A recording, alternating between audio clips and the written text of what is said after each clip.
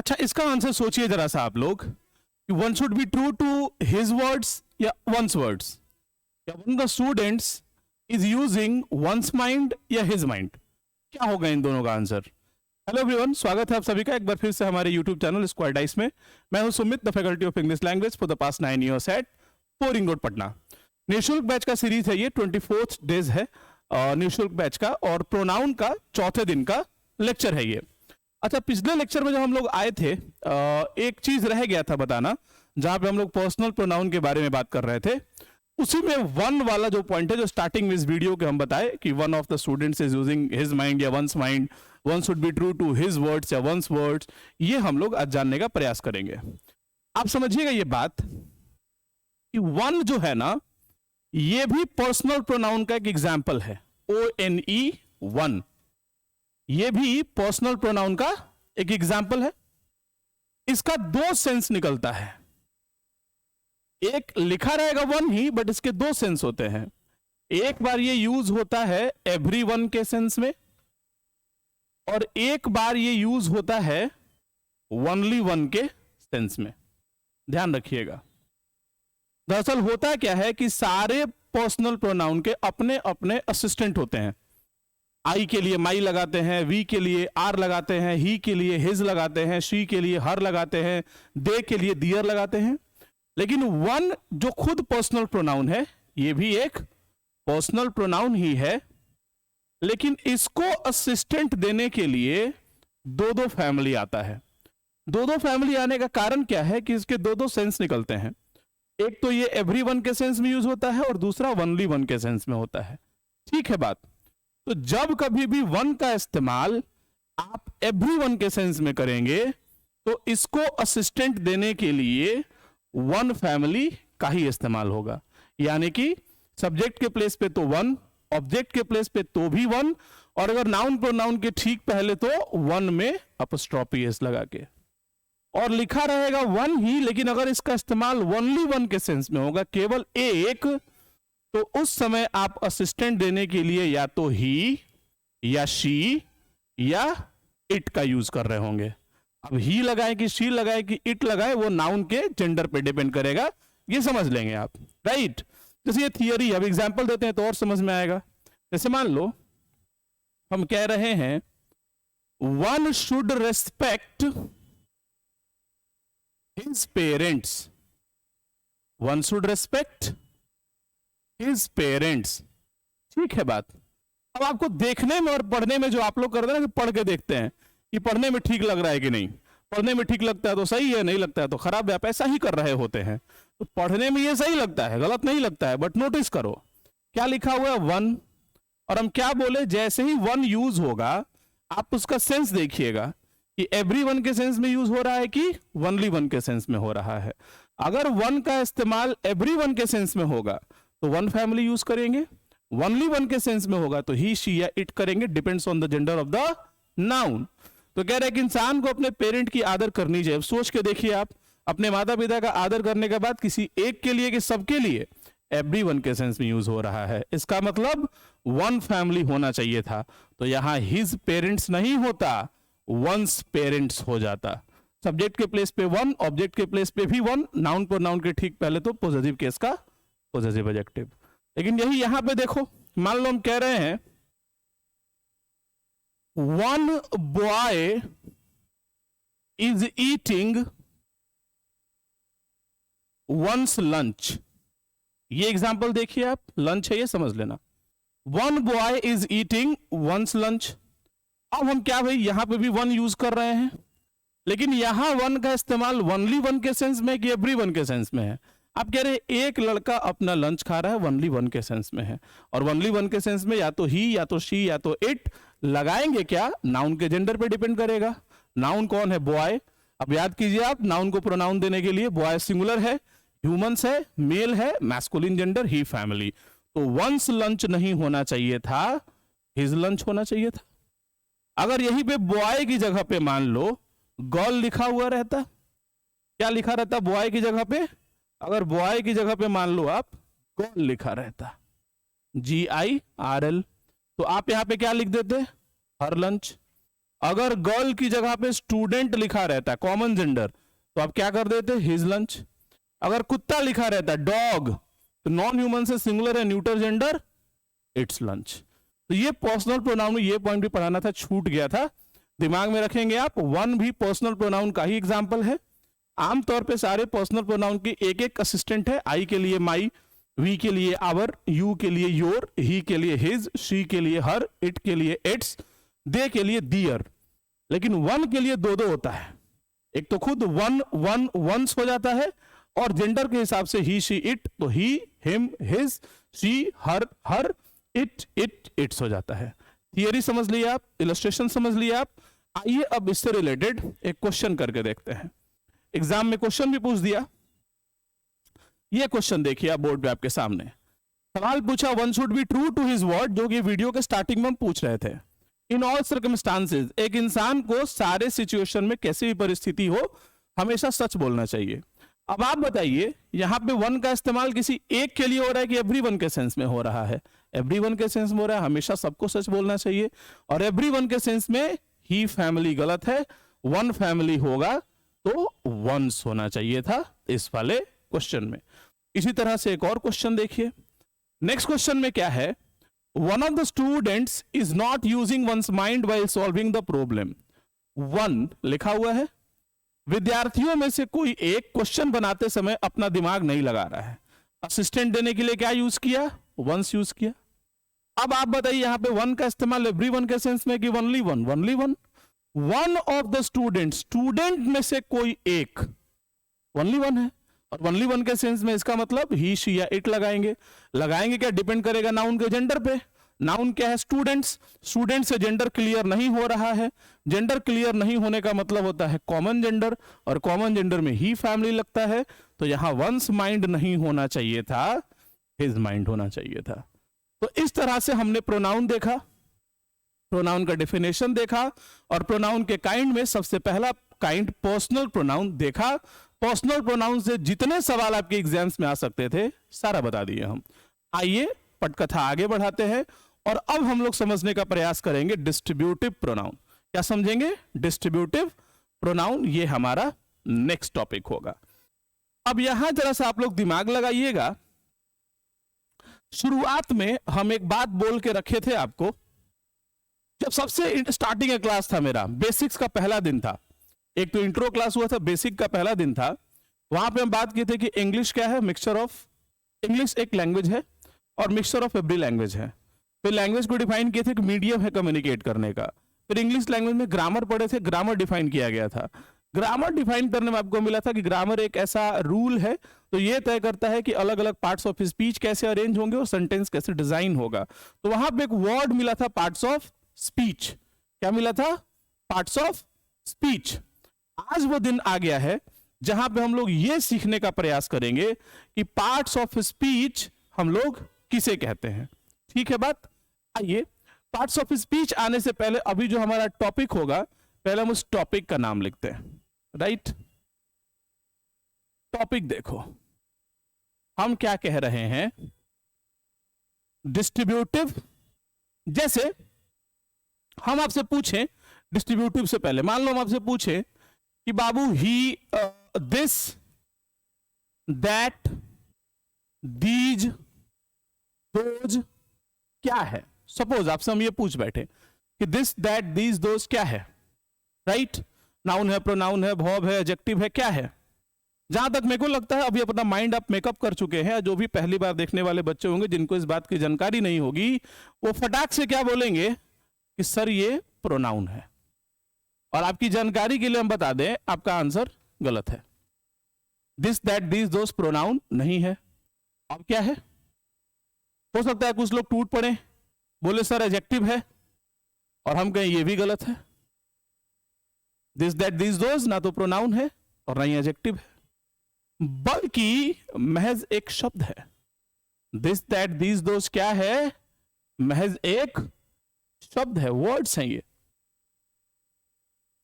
क्योंकि हम जैसे ही आपसे पार्ट्स ऑफ स्पीच पूछ रहे हैं, पहला बात तो ये कि आप ये जानते भी नहीं है कि पार्ट्स ऑफ स्पीच होता क्या है, और हम पढ़ाए भी नहीं है।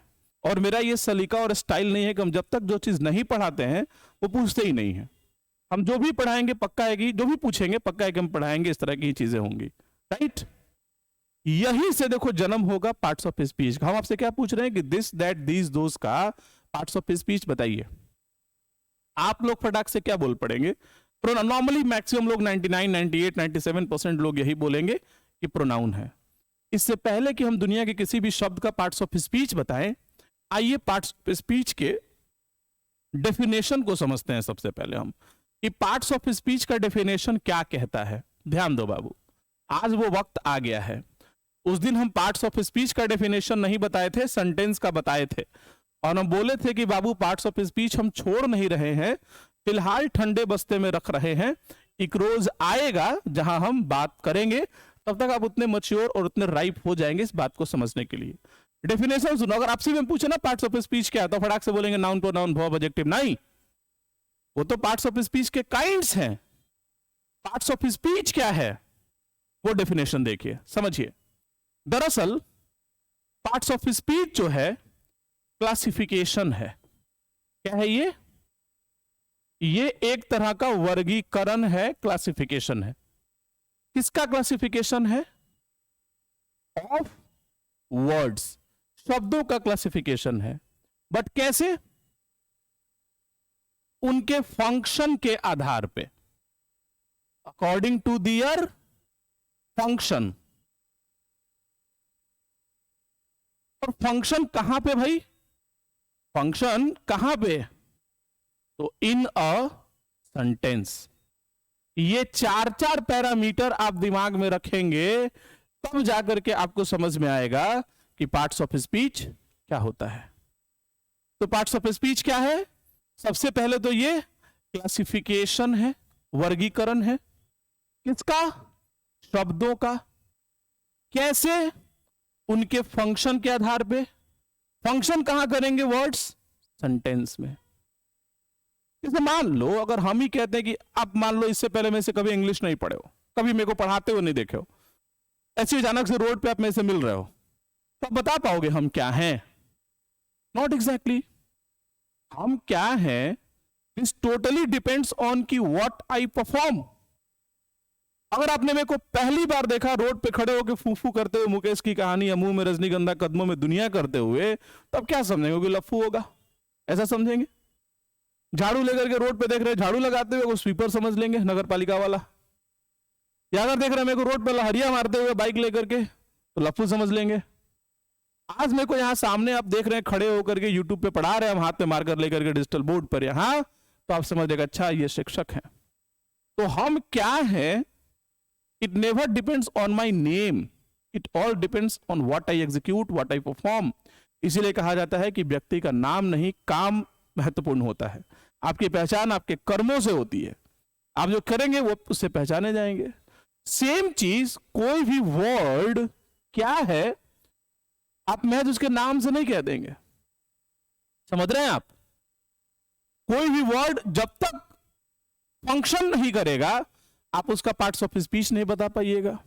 और वर्ड को फंक्शन करने के लिए प्लेटफॉर्म चाहिए।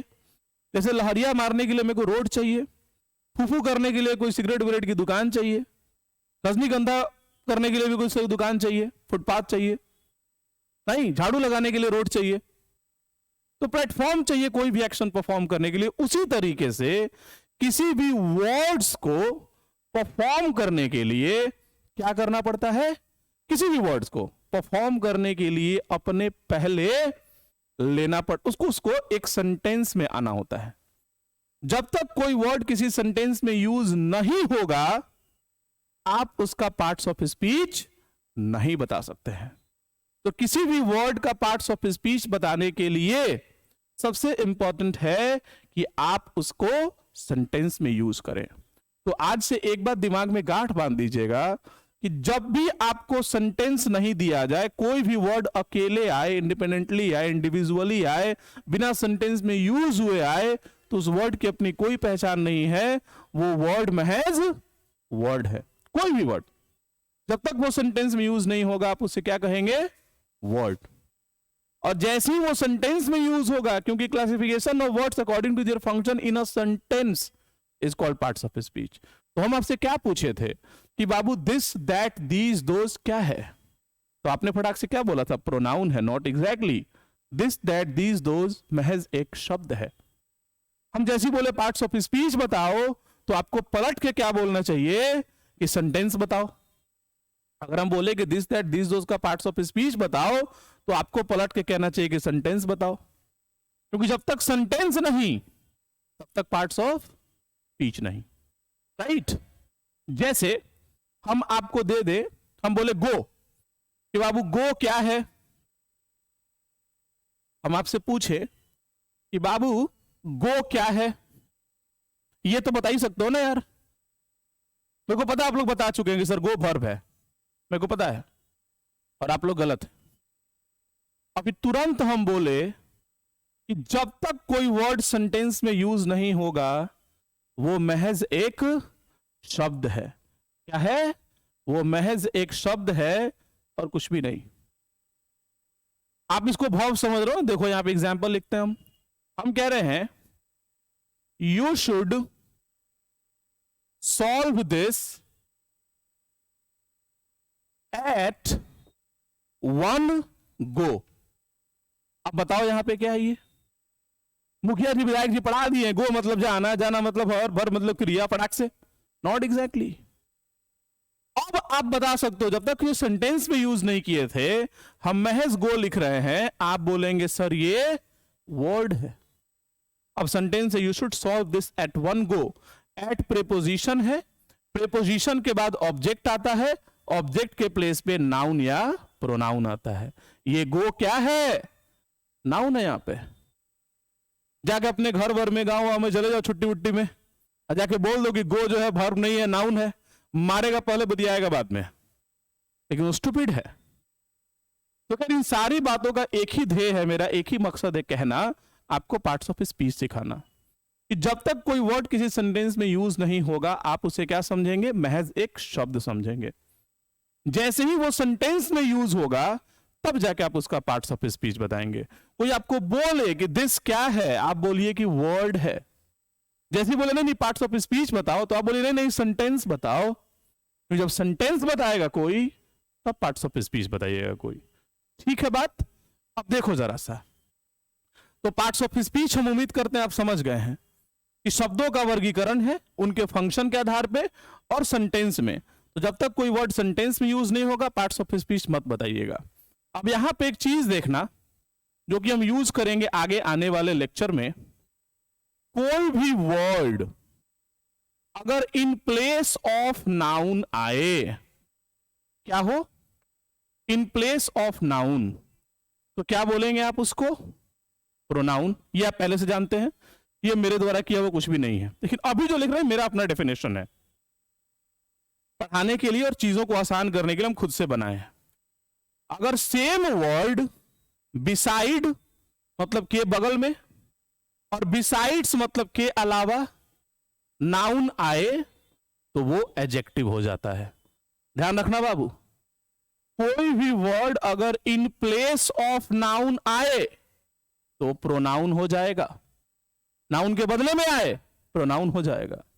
लेकिन वही वर्ड अगर बिसाइड नाउन मतलब नाउन के बगल में, बिसाइड का मतलब होता है के बगल में, या बिसाइड्स नाउन मतलब नाउन के अलावा नाउन भी रहे और वो शब्द भी रहे, सेम शब्द, एडजेक्टिव हो जाएगा।